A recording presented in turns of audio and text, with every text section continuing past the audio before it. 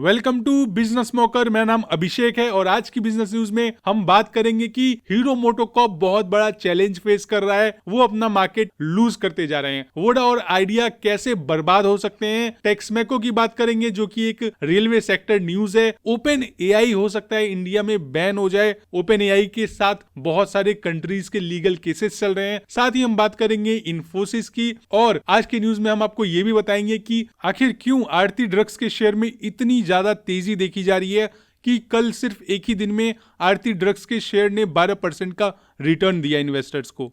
सबसे पहली न्यूज है हीरो मोटोकॉर्प की और ये न्यूज बहुत ही बुरी हो सकती है अगर आप हीरो मोटोकॉर्प में इन्वेस्टेड हो तो, क्योंकि हीरो मोटोकॉर्प को बहुत ज्यादा चैलेंजेस फेस करने पड़ रहे हैं। वो अपने मार्केट शेयर को लूज करते जा रहे हैं कंटिन्यूअसली। अगर मैं आपको बताऊं तो कंपनी की मार्केट शेयर जो है वो 26.92% हो गई है, जो पिछले साल 28.08% थी। अगर मैं आपको नंबर्स में भी बताऊं तो हीरो मोटोकॉर्प ने 2024 में 5.4 मिलियन बाइक्स बेची थी, लेकिन इतनी ज्यादा बाइक बेचने के बावजूद होंडा और टीवीएस बहुत तेज ग्रो कर रहे हैं। अगर मैं आपको होंडा के नंबर्स बताऊं तो शायद आप हैरान हो सकते हैं। होंडा ने सिर्फ एक साल के अंदर ही 20% ग्रोथ दिखाई और 4.7 मिलियन यूनिट्स बेच डाली। और ये बहुत बुरी खबर है। वो क्यों, मैं आपको वो समझाने की कोशिश करता हूँ। बेसिकली जो होंडा और हीरो मोटोकॉर्प के बीच में जो गैप था वो था 1.4 मिलियन अगर मैं यूनिट सेल्स की बात करूं तो, लेकिन अब ये जो डिफरेंस रह गया है वो सिर्फ और सिर्फ 7 लाख यूनिट पर आ गया है। यानी कि जो होंडा है उसकी स्पीड बहुत तेज है, वो बहुत तेजी से मार्केट को ग्रैब कर रहे हैं। लेकिन एक जो सबसे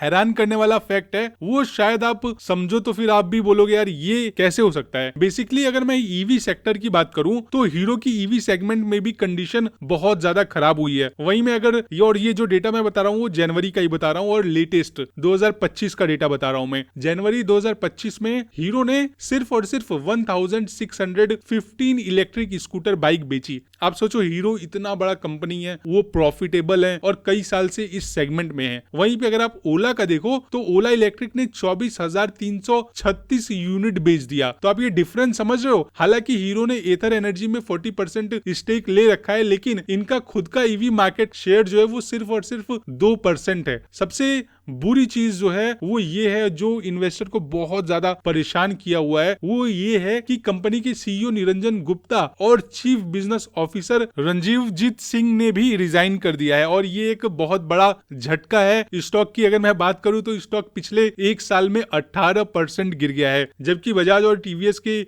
स्टॉक्स बढ़ते चले जा रहे हैं। और अगर मैं ओवरऑल बात करूं तो हीरो मोटोकॉर्प को बहुत ज्यादा टफ कंपटीशन फेस करना पड़ रहा है। और अगर हीरो मोटोकॉर्प ने बहुत ही जल्द कोई स्ट्रॉन्ग स्ट्रेटेजी नहीं बनाई तो ये अपने मार्केट पोजीशन को और ज्यादा लूज कर सकते हैं। वैसे आप मुझे कमेंट में बताओ आपको क्या लगता है, इलेक्ट्रिक स्कूटर में कभी हीरो मोटोकॉर्प आगे निकल पाएगा या नहीं निकल पाएगा, या फिर ओला अभी भी मार्केट लीडर बना रहेगा। जबकि ओला की सर्विस से लोग बहुत ज्यादा परेशान है और ओला का जो नेट इंटरेस्ट मार्जिन है वो भी नेगेटिव में है। अब इस वीडियो को लाइक करते हुए हम लोग चलते हैं अगले न्यूज के तरफ। अगली न्यूज है वोडाफोन आइडिया और पूरे टेलीकॉम सेक्टर से रिलेटेड। क्या हुआ है कि सुप्रीम कोर्ट ने टेलीकॉम कंपनीज की एजीआर ड्यूज कैलकुलेशन में गलतियों को सुधारने का पिटीशन डिसमिस कर दिया है। और ये बहुत बड़ी चीज है। अगर कभी भी फैसला वोडाफोन आइडिया के खिलाफ आता है तो ये कंपनी कभी भी बंद हो सकती है। तो ये बहुत ध्यान देने वाली बात है। अगर इसके बारे में आपको पूरी डिटेल में जाननी है कि एजीआर क्या होता है और इससे कंपनीज कैसे बंद हो सकती है अगर उनके खिलाफ फैसला आया, आपके पूरे पैसे कैसे डूब सकते हैं, तो ऊपर आई कार्ड पे मैंने लिंक दिया हुआ है। कल परसों की बिजनेस न्यूज में मैंने पूरी हिस्ट्री के साथ मैंने समझाया हुआ है। लेकिन फिलहाल मैं आपको कुछ चीजें और बताऊं तो वोडाफोन आइडिया के स्टॉक 5.90% गिर गए जैसे ही ये पिटीशन डिसमिस की बात आई। इंडस टावर की बात करूं तो 4.67% गिरा। एयरटेल की बात करूं तो एयरटेल सिर्फ और सिर्फ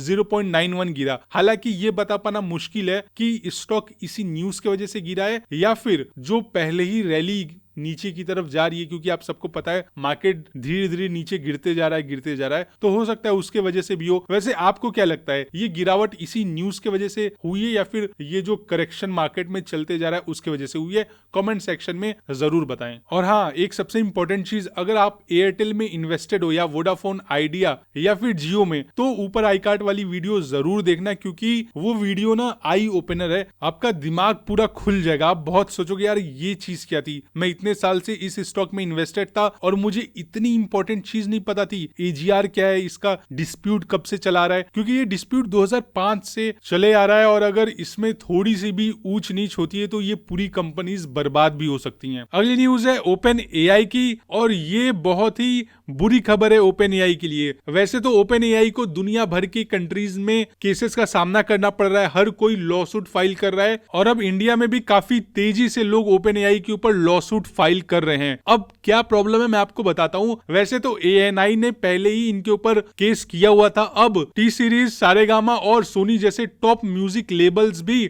OpenAI के खिलाफ कॉपीराइट लॉसूट में शामिल होना चाहते हैं। अब ये लोग लॉसूट में क्यों शामिल होना चाहते हैं उसका भी रीजन साफ है। OpenAI बिना परमिशन के म्यूजिक रिकॉर्डिंग का यूज कर रहा है और अपने मॉडल को ट्रेन कर रहा है। हालांकि ये आरोप है, अब जब ये चीज कोर्ट में जाएगी, चीजें किस हिसाब से प्रूफ होंगी, उसके बाद ही फैसला लिया जाएगा। कोर्ट की हियरिंग डेट अगर आप जानना चाहते हो तो वो है 21 फरवरी। अब जो OpenAI के साथ बहुत सारे लफड़े हो रहे हैं, सबसे बड़ा प्रॉब्लम क्या है, कॉपीराइट का है। और इसी बीच फॉरेन में आपको पता होगा US में सुचीर बालाजी की हत्या भी हो गई थी और वैसे तो उसको सुसाइड बताया जा रहा है। ऊपर प्लेलिस्ट पे आप पूरी AI से रिलेटेड प्लेलिस्ट देख सकते हो, उसमें आपको क्या पता चलेगा कि सुचीर बालाजी की हत्या हुई थी या फिर वो सुसाइड था। इलॉन मस्क ने सुचीर बालाजी के ऊपर ट्वीट किया। तीसरी चीज आपको पता चलेगी कि क्यों दुनिया भर के लोग और न्यूयॉर्क टाइम्स जैसे बड़े बड़े पब्लिकेशन OpenAI के ऊपर केस पे केस किए जा रहे हैं। OpenAI उस केस के बदले क्या कह रहा है,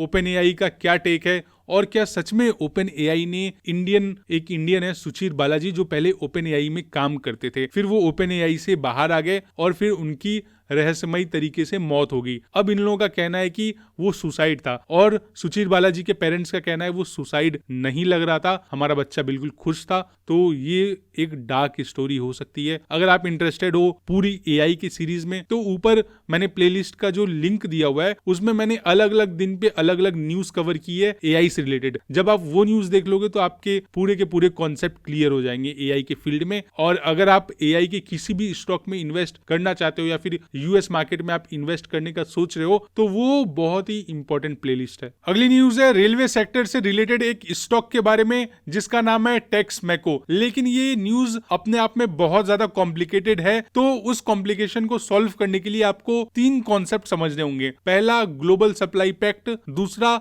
रोलिंग स्टॉक कंपोनेंट्स क्या होते हैं, तीसरा फाउंड्री प्रोडक्ट्स क्या होते हैं। तो पहले मैं आपको ये तीनों समझाऊंगा, फिर आपको मैं न्यूज की तरफ लेके चलूंगा तो आपको वो न्यूज और अच्छे से समझ में आएगी। सबसे पहले मैं बात करता हूँ ग्लोबल सप्लाई पैक्ट के बारे में। बेसिकली ये एक तरह का एग्रीमेंट है जिसमें एक कंपनी अपने प्रोडक्ट्स या सर्विसेज को दूसरी कंपनी या फिर कई सारे मल्टीपल इंटरनेशनल मार्केट में सप्लाई कर सकती है और ये 2 या फिर उससे ज्यादा कंपनीज के बीच में हो सकता है। अब मैं आपको बताता हूँ रोलिंग स्टॉक कंपोनेंट्स का क्या मतलब है। इसका मतलब है रेलवे के वो पार्ट्स जो ट्रैक पर मूव करते हैं, जैसे कि ट्रेन का इंजन हो गया, कोचेज हो गए, वेगन्स हो गए या फिर जो बोगीज हैं वो हो गए। अब मैं आपको बताता हूँ फाउंड्री प्रोडक्ट्स का क्या मतलब है। इसका मतलब है कि वो प्रोडक्ट्स जो मेटल बेस्ड आइटम होते हैं लेकिन वो पिघले हुए मेटल को मोल्ड में डाल करके बनाए जाते हैं। क्योंकि रेलवे में क्या होता है, बहुत बड़े बड़े प्रोडक्ट्स होते हैं। कभी कभी आप देखोगे बड़े बड़े लोहे के रिंग्स हो गए या फिर सस्पेंशंस हो गए। मतलब ये तो मैं सिर्फ एक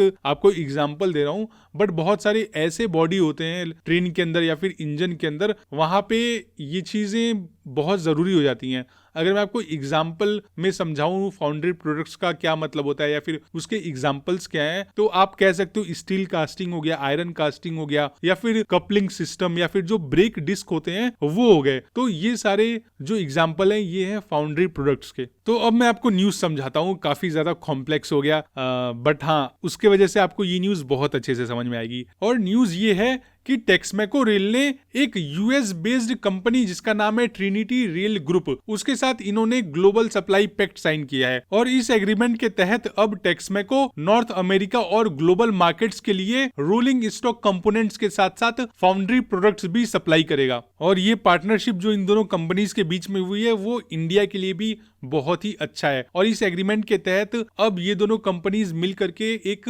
ग्लोबल कैपेबिलिटी सेंटर इस्टेब्लिश करेंगी, वो भी फरीदाबाद औरंगाबाद में, जो रेल टेक्नोलॉजी इनोवेशंस को प्रमोट करेगा। वैसे अगर सारी चीजें अच्छी जाती हैं और एग्जीक्यूशन भी अच्छे से होता है तो टेक्समेको रेल के लिए ये एक बहुत ही प्रॉफिटेबल सौदा हो सकता है। बाकी फ्यूचर में तो आपको पता ही चल जाएगा कि ये सारी चीजें कितनी सक्सेसफुल रही हैं, कैसे प्रोडक्ट्स डिलीवर हुए, कंपनी को प्रॉफिट हुआ, लॉस हुआ, जो भी चीजें वो सारी चीजें सामने आ जाएंगी। अगली न्यूज है आरती ड्रग्स की। आप भी सोच रहे होगे आरती ड्रग्स आजकल इतना ऊपर क्यों चल रहा है और अचानक से कल 12% शेयर क्यों बढ़ गए। ऐसा इसलिए हुआ क्योंकि यूएस एफडीए ने कंपनी का इंपोर्ट अलर्ट 66 से 40 हटा दिया है। इसका क्या मतलब होता है? इसका मतलब कि अब आरती ड्रग्स अपने प्रोडक्ट यूएस मार्केट में एक्सपोर्ट कर सकती है। तो जब भी ये लगाया जाता है ना यूएस में, यूएस एफडीए अलर्ट जो होता है, तो कोई भी कंपनी अपने प्रोडक्ट्स को यूएस में नहीं भेज सकती और उससे बहुत ज्यादा लॉस होता है, क्योंकि फार्मा कंपनी और आईटी कंपनी के जो बहुत बड़ा चंक ऑफ रेवेन्यू आता है वो यूएस से आता है। पहले एफडीए ने इंस्पेक्शन के बाद ये सारी रिस्ट्रिक्शन लगाई थी आरती ड्रग्स के ऊपर, लेकिन जब कंपनी ने रिस्पॉन्सेस की और कंप्लायंसेस काफी फॉलो किए तो उसके बाद अब आरती ड्रग्स को अप्रूवल मिल गया और जैसे ही ये न्यूज मार्केट में आई इनके शेयर 12% बढ़ गए और इस अप्रूवल के बाद कंपनी अब सिप्रोफ्लॉक्सेसिन HCl, ज़ोल्पिडेम टेट्रेट, रेलॉक्सीफिन HCl, सेलिसॉक्सीबी और निएसिन एपीआईज यूएस मार्केट में एक्सपोर्ट हो सकेंगे। हालांकि ये काफी कॉम्प्लेक्स नेम्स थे बट मैंने ट्राई किया है कि आपको